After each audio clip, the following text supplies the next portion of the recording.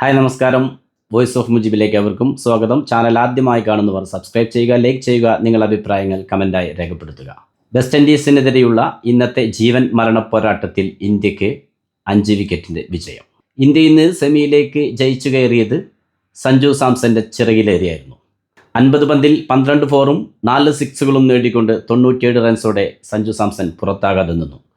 അവസാന ഓവറിൽ 6 പന്തിൽ വിജയിക്കാൻ 7 റൺസ് ആവശ്യമുള്ള സമയത്ത് ഷപ്പാടെറിഞ്ഞ ആദ്യ പന്ത് തന്നെ 6ലേക്ക് തൂക്കിക്കൊണ്ടാണ് സഞ്ജു വെസ്റ്റ് ഇൻഡീസിന്റെ സ്കോറിനോട് തുല്യത പാലിച്ചത്. സെക്കൻഡ് ബോൾ 4ലേക്ക് പായിച്ചുകൊണ്ട് ഇന്ത്യയെ സെമിയിലേക്ക് നയിച്ചു.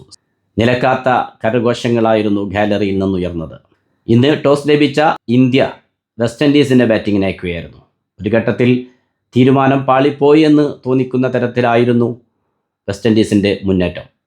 ഇന്ത്യക്ക് വെസ്റ്റ് ഇൻഡീസിന്റെ ആദ്യ വിക്കറ്റ് നേടിയെടുക്കാൻ 9ാം ഓവർ വരെ കാത്തിരിക്കേണ്ടി വന്നു. പിന്നീടെത്തിയ ഹിറ്റ്മെയർ അതിവേഗത്തിൽ സ്കോർ ചലിപ്പിക്കാനുള്ള ശ്രമത്തിലായിരുന്നു. 12 പന്തിൽ 27 റൺസ് എടുത്തുകൊണ്ട് ബുംറയുടെ ബൗളിങ്ങിൽ ഹിറ്റ്മെയർ സഞ്ജു സാംസന്റെ കരങ്ങളിലൊതുക്കി. അതേ ഓവറിൽ തന്നെ റോസ്റ്റോൺ ചേസിന്റെ വിക്കറ്റും ബുംറ നേടിയെടുത്തു. ക്യാപ്റ്റൻ സൂര്യകുമാർ യാദവ് ആയിരുന്നു ഇത്തവണ ക്യാച്ച് കൈകളൊതുക്കിയത്. സർക്കിളിൽ അല്പം പിറകോട്ടോടി ഒരു മുഴുനീളൻ ഡൈവിലൂടെയായിരുന്നു ചേസിനെ തൻ്റെ കരങ്ങളൊതുക്കിയത് സൂര്യകുമാർ യാദവ്. പക്ഷേ അവിടം കൊണ്ടും അവസാനിച്ചിരുന്നില്ല വെസ്റ്റ് ഇൻഡീസിൻ്റെ മുന്നേറ്റം. പവലും ജേസൺ ഹോൾഡറും അവസാന നിമിഷങ്ങളിൽ ആഞ്ഞടിച്ചുകൊണ്ടേയിരുന്നു. ഹർഷദീപ് സിംഗ് എറിഞ്ഞ 16ാം ഓവറിൽ വെസ്റ്റ് ഇൻഡീസ് നേടിയത് 24 റൺസാണ്. പക്ഷേ ഡെത്ത് ഓവറിൽ 19ാം ഓവർ എറിയാനെത്തിയ ഹർഷദീപ് സിംഗ് വെറും 6 റൺസ് മാത്രമാണ് വിട്ടുകൊടുത്തത്. ബുംറയുടെ അവസാന 2 ഓവറുകളിൽ വെസ്റ്റ് ഇൻഡീസ് 25 റൺസ് നേടിയെടുത്തപ്പോൾ ഇന്ത്യക്കെതിരെ 196 എന്ന വിജയലക്ഷ്യം മുന്നിൽ വെക്കാൻ വെസ്റ്റ് ഇൻഡീസിനായി. ഇന്ത്യക്ക് വേണ്ടി ഇന്നും ഓപ്പൺ ചെയ്തത് അഭിഷേക് ശർമ്മയും സഞ്ജു സാംസണുമായിരുന്നു. സിംബാബ്വെക്കെതിരെ സഞ്ജു ആണ് സ്ട്രൈക്ക് ചെയ്തു തുടങ്ങിയതെങ്കിൽ ഇന്ന് അഭിഷേക് ശർമ്മയായിരുന്നു. ആ ഒരു തീരുമാനം പിഴവായിരുന്നു എന്നു തന്നെയാണ് ആദ്യ ഓവറിൽ തന്നെ മനസ്സിലായത്. സൗത്ത് ആഫ്രിക്കയ്ക്കെതിരെ 11ൽ നിന്ന് മാറ്റി നിർത്തപ്പെട്ട അഖിൽ ഹുസൈനെ ഇന്ന് തിരികെ കൊണ്ടുവന്നിരുന്നു. കൃത്യമായി ഇന്നലെ പറഞ്ഞതാണത്. അഖിൽ ഹുസൈൻ ഇന്ത്യക്കെതിരെ എന്തായാലും തിരികെ കൊണ്ടുവരുമെന്ന്. ഓഫ് സ്പിന്നിൽ ഇന്നും അഭിഷേക് ശർമ്മയെ കുരുക്കാൻ തന്നെയായിരുന്നു വെസ്റ്റ് ഇൻഡീസിൻ്റെ തീരുമാനം. അഖിൽ ഹുസൈനെതിരെ ഒരു ബൗണ്ടറി നേടിയെങ്കിലും പിന്നീട് ആ ഓവറിൽ കാര്യമായി സ്കോർ ചെയ്യാൻ സാധിച്ചില്ല.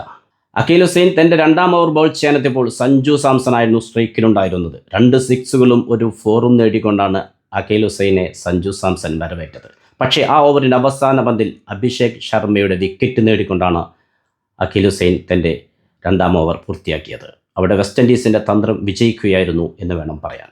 അഭിഷേക് പോയതിന് ശേഷം ഇഷാൻ കിഷൻ കൂട്ടായെത്തിയെങ്കിലും ഇഷാൻ കിഷൻ്റെ ഇന്നിങ്സിനും അധിക ആയുസ്സുണ്ടായില്ല. അഭിഷേക് ശർമ്മ 11 പന്തിൽ 10 റൺസ് നേടി പുറത്തായപ്പോൾ ഇഷാൻ കിഷൻ 6 പന്തിൽ 10 റൺസ് നേടി പുറത്തായി. പിന്നീടെത്തിയ സൂര്യകുമാർ യാദവുമായി സഞ്ജു സാംസൺ ഇന്നിങ്സ് കെട്ടിപ്പടുക്കാനുള്ള ശ്രമം നടത്തി. സഞ്ജു സ്ട്രൈക്കിലെത്തിയപ്പോഴെല്ലാം ബൗണ്ടറി കൊണ്ടാണ് തുടങ്ങിയത്. പക്ഷേ ഒരു ബൗണ്ടറി നേടിയതിന് ശേഷം തൊട്ടടുത്ത പന്തിൽ സിംഗിൾ എടുത്ത് സ്ട്രൈക്ക് അടുത്ത ബാറ്ററിലേക്ക് കൈമാറുന്ന രീതിയാണ് ഇന്ന് സഞ്ജു സാംസൺ ഗ്രൗണ്ടിൽ കാഴ്ചവെച്ചത്.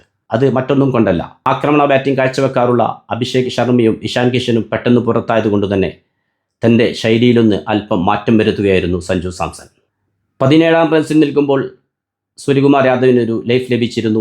വെസ്റ്റ് ഇൻഡീസ് ബൗളർ മോത്തിയുടെ ബൗളിങ്ങിൽ ഒരു റിട്ടേൺ ക്യാച്ചുള്ള അവസരം നഷ്ടപ്പെടുത്തിയിരുന്നു. പക്ഷേ ആ ഒരു ലൈഫിന് അധിക ആയുസ്സുണ്ടായില്ല. 16 പന്തിൽ 18 റൺസുമായി ക്യാപ്റ്റൻ സൂര്യകുമാർ യാദവും മടങ്ങി. ഒരറ്റത്ത് വിക്കറ്റുകൾ വീണുകൊണ്ടിരിക്കുമ്പോഴും മറുവശത്ത് സഞ്ജു സാംസൺ അക്ഷോഭനായി നിലകൊണ്ടിരുന്നു. അതുതന്നെയായിരുന്നു വെസ്റ്റ് ഇൻഡീസ് ബൗളേഴ്സിൻ്റെ ഭയവും ഇന്ത്യൻ ആരാധകരുടെ പ്രതീക്ഷയും. ഇന്ത്യൻ ആരാധകരുടെ പ്രതീക്ഷ ഒരല്പം പോലും സഞ്ജു സാംസൺ തെറ്റിച്ചില്ല എന്ന് വേണം പറയാൻ.